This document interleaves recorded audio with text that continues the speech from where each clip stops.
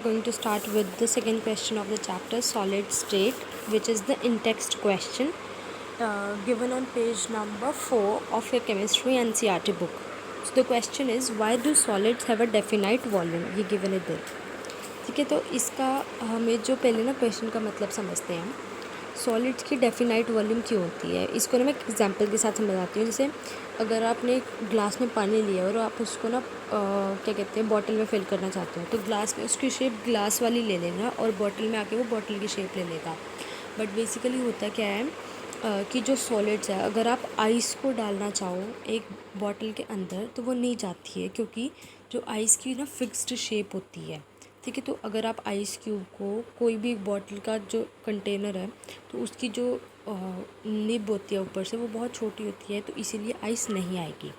ठीक है, तो इसका मतलब है कि जो सॉलिड्स हैं वो डेफिनेट उनकी वॉल्यूम फिक्स्ड होती है, इसीलिए वो किसी भी कंटेनर की शेप नहीं ले लेते हैं। इसके हमारे पास ना दो रीज़न्स होते हैं। ठीक है, एक तो होता है उनके अंदर स्ट्रॉन्ग इंटरमॉलिक्यूलर फोर्सेस होती है, दूसरा होता है कि ना वो काफ़ी रिजिड होते हैं। तो इसमें पहली चीज़ क्या आएगी, जो उसमें होती है स्ट्रॉन्ग इंटरमॉलिक्यूलर फोर्सेस होती हैं। ठीक है, और सेकेंड चीज़ आएगी क्या कहते हैं, इसमें ये काफ़ी ज़्यादा रिजिड होते हैं और can not move freely in its surrounding. इसका क्या मतलब है, इसका मतलब है कि जैसे स्ट्रॉन्ग इंटरमॉलिक्यूलर फोर्सेस आपको गिवन है, इसका मतलब है जैसे ये एक मैंने कंटेनर लिया हुआ है, इसके अंदर जो ये पार्टिकल्स बनाए हैं ये ना बहुत ज़्यादा ना क्लोजली पैक्ड होते हैं, ऐसे काफ़ी ज़्यादा क्लोजली। मैं आपको क्लियरली दिखा देती हूँ एक बार।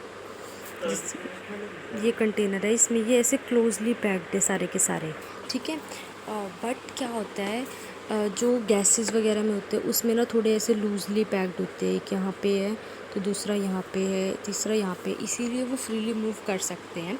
बट इधर जो सॉलिड्स होते हैं इसमें नहीं मूव कर पाते हैं, तो इसीलिए यही रीज़न है कि इसलिए वॉल्यूम इनकी फिक्स्ड होती है। क्योंकि एक तो इंटरमॉलिक्यूलर फोर्सेस आता है जिससे वो रिजिड हो जाते हैं, मतलब हार्ड हो जाते हैं, और दूसरा वो फ्रीली मूव नहीं कर पाते हैं। क्योंकि अगर इतनी ज़्यादा स्ट्रॉन्ग फोर्सेस इनके बीच में एक्ट कर रही है, तो बताओ कौन इनको यहाँ से इतनी फोर्स देगा कि वो यहाँ से निकल के बाहर चले जाएं फ्रीली मूव करने के लिए। ठीक है, तो बस इसमें यही तीन मेन इंपॉर्टेंट पॉइंट्स हैं, intermolecular forces, rigid and not freely move with its surrounding. ठीक है, so thank you guys. If you like my video please share, subscribe and keep watching. You will soon get other questions.